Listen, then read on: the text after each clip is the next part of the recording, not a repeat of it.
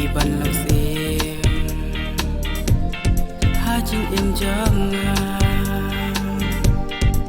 iban lang sim hajing em janga na dong sim bat karanu dei tang happy nga la sim jing nu piruat e yang amawe hang ni hasla ka birthday chu lâm ngân chôm để tăng bát phi